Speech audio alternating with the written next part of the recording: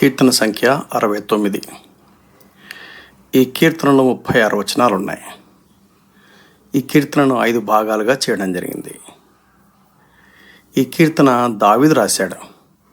ఎంచేతనంటే రోమపత్రిక 11వ అధ్యాయము 10వ వచనంలో అపోస్తలుడైన పౌలు దావీదు రాశాడు అని ఇందులోని ఒక భాగాన్ని ఎత్తిపెట్టి చెప్పాడు.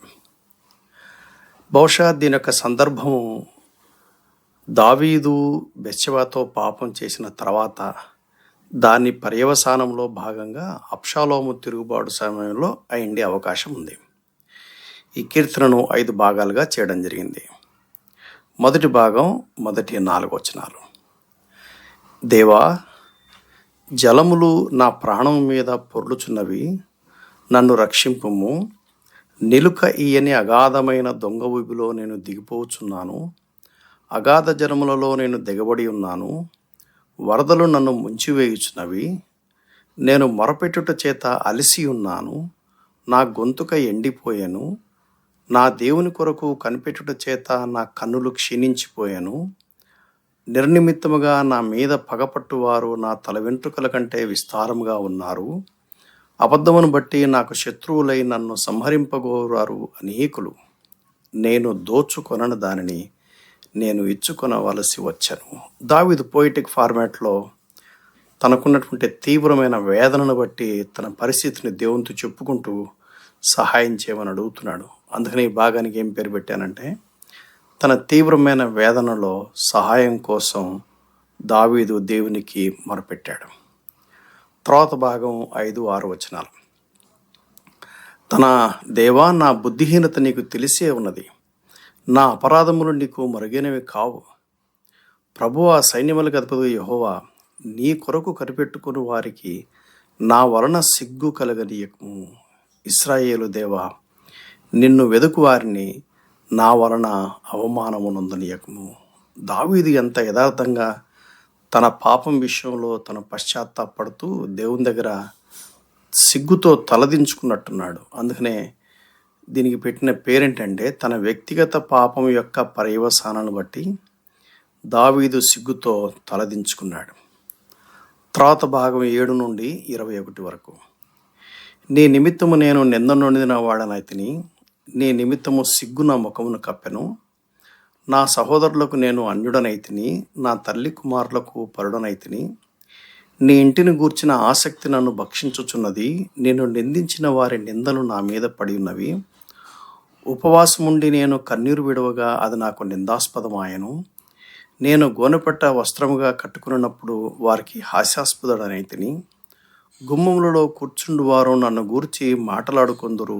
త్రాగుబోతులు నన్ను గూర్చి పాటలు పాడుదురు. యెహోవా, అనుకూల సమయమున నేను నిన్ను ప్రార్థించుచున్నాను. దేవా, నీ కృపాబాహుళ్యమును బట్టి నీ రక్షణ సత్యమును బట్టి నాకు ఉత్తరమేమో. నేను దిగిపోకుండా ఊబిలో నుండి నన్ను తప్పించుము. నా పగవారి చేతిలో నుండి అగాధ జనములలో నుండి నన్ను తప్పించుము. నీటి వరదలు నన్ను ముంచనీయకము. అగాధ సముద్రము నన్ను మృంగనీయకము. గుంట నన్ను మింగనీయకము. యెహోవా, నీ కృప ఉత్తమత్వమును బట్టి నాకు ఉత్తరమేమో. నీ వాత్సల్య బాహుల్యతను బట్టి నా తట్టు తిరుగుము. నీ సేవకునికి విముఖుడవైండొకము. నేను ఇబ్బందులోనున్నాను, త్వరగా నాకు ఉత్తరమేమో.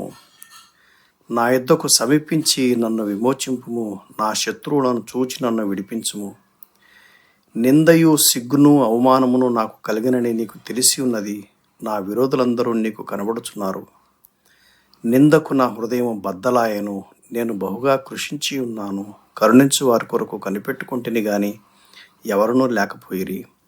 ఓదార్చు వారి కొరకు కనిపెట్టుకుంటేని గాని ఎవరూ కానరాయిరి. వారు చేదును నాకు ఆహారముగా పెట్టిరి.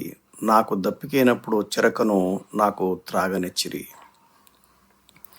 ఈ భాగానికి పెట్టినటువంటి పేరేంటంటే, దావీదు యొక్క వ్యక్తిగత అనుభవాలు మరియు మెస్సియాను గురించినటువంటి ప్రవచనాలు. ఈ కీర్తనంతా మెస్సియాను గురించిన ప్రవచనాలు అని అనలేం. ఎంచేతనంటే 5-6 వచనాల్లో దావీదు వ్యక్తిగతంగా తన పాపం గురించిన ప్రస్తావన ఎత్తాడు. దేవుడు పరిశుద్ధుడు గనక యేసుక్రీస్తు ఆయన ఏ కోణంలో కూడా ఆయనలో పాపం లేదు గనక పూర్తిగా మనం వర్తించడానికి వీల్లేదు. కానీ ఈ కీర్తనలోని కొన్ని భాగాలు కొత్త నిబంధనలో ఎత్తి రాశారు. ఉదాహరణకి 9వ వచనం, నీ ఇంటిని గూర్చిన ఆసక్తి నన్ను భక్షించుచున్నది, నేను నిందించిన వారి నిందలు నా మీద పడి ఉన్నవి. యోహాను సువార్త 2వ అధ్యాయం 17వ వచనంలో రాయబడింది. ఇదే భాగాన్ని అపోస్తలుడైన పౌలు కూడా రోమాపత్రిక 15th చాప్టర్ వర్స్ 3లో ఆయన రాస్తాడు. అలాగే 21వ వచనంలో, వారు చేదును నాకు ఆహారముగా పెట్టిరి, నాకు దప్పికైనప్పుడు చెరకును త్రాగనిచ్చిరి. ఈ మాట మత్తయి సువార్త 27వ అధ్యాయము 34వ వచనంలో ఉన్నాయి. ఒకవైపున దావీదు తన అనుభవం గురించి రాస్తున్నాడు.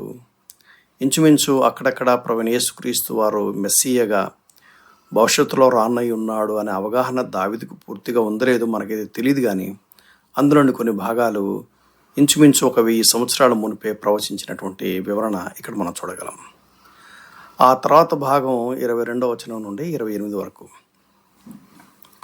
వారి భోజనం వారికి ఉరిగానుండునుగాక, వారు నిర్భయులై ఉన్నప్పుడు అది వారికి ఉరిగానుండునుగాక, వారు చూడకపోవునట్లు వారి కన్నులు చీకటి కమ్మునుగాక, వారి నడుములకు ఎడతెగని వణుకు పుట్టించుము, వారి మీద నీ ఉగ్రతను కుమ్మరించుము, నీ కోపాగ్ని వారిని పట్టుకునుగాక, వారి పాళ్యము పాడవునుగాక, వారి గుడారములలో ఎవడనూ ఉండకపోవునుగాక, నీవు మొత్తిన వారిని వారు తరుముచున్నారు, నీవు గాయపరిచిన వారిని వేదనను వివరించుచున్నారు, దోషము మీద దోషము వారికి తగులనిమ్ము, నీ నీతి వారికి అందనీయకము, జీవగ్రంథములో నుండి వారి పేరు తుడుపు పెట్టుము, నీతిమంతుల పట్టీలో వారి పేర్లు వ్రాయకము.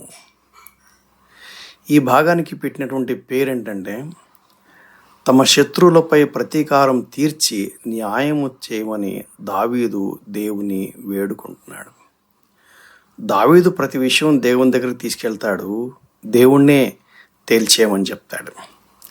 ఆ తర్వాత భాగం 29 నుండి 36 వరకు, నేను బాధపడిన వాడనే వ్యాకులపడుచున్నాను దేవా, నీ రక్షణ నన్ను ఉద్ధరించునుగాక, కీర్తనలతో నేను దేవుని నామమును స్తుతించెదను, కృతజ్ఞతాస్తుతులతో నేను ఆయనను ఘనపరచెదను.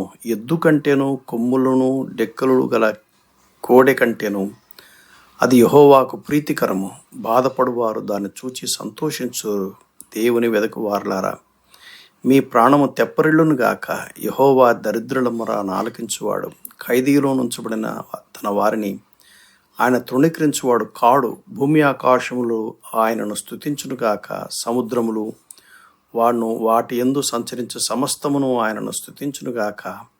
దేవుడు సియోనును రక్షించును, ఆయన యూదా పట్టణములను కట్టించును, జనులు అక్కడ నివసించెదరు, అది వారి వశమగును, ఆయన సేవకుల సంతానము దానిని స్వతంత్రించుకును, ఆయన నామమును ప్రేమించువారు అందులో నివసించెదరు.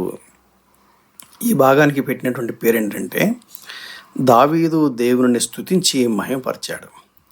ఈ కీర్తన చాలా విచిత్రంగా ఉంటుంది. ఎందుచేతనంటే ఈ కీర్తనలో అన్ని రకాల భావోద్రేకాలు మనం చూడగలం. మొదట్లోనేమో దావీదు బాగా కృంగిపోయి దేవా, మీరు నన్ను ఈ పరిస్థితిలో నుంచి బయటికి తీసుకెళ్ళు అని అంటాడు. ఆ తర్వాతనేమో ఆయన చేసినటువంటి పాపమును బట్టి అయ్యో ఇలా జరిగిందా అని సిగ్గుతో తల ఉంచుకున్నాడు. మళ్ళా తర్వాత ఏం చేశాడు, తనకున్న అనుభవాలు ఇంచుమించు దావీదు బెత్షెబ విషయంలో పాపం చేయటం మినహాయించి ఇంకొక చోట ఆయన తన ఈగో ప్రదర్శిస్తాడు, సైన్యాన్ని లెక్క పెట్టమంటాడు. అది అడిషనల్గా ఇంకొక చోట కనపడుతుంది. అవి మినహాయించి ఎక్కడ కూడా దావీదు దేవుని హృదయానుసారుడుగానే జీవించాడు.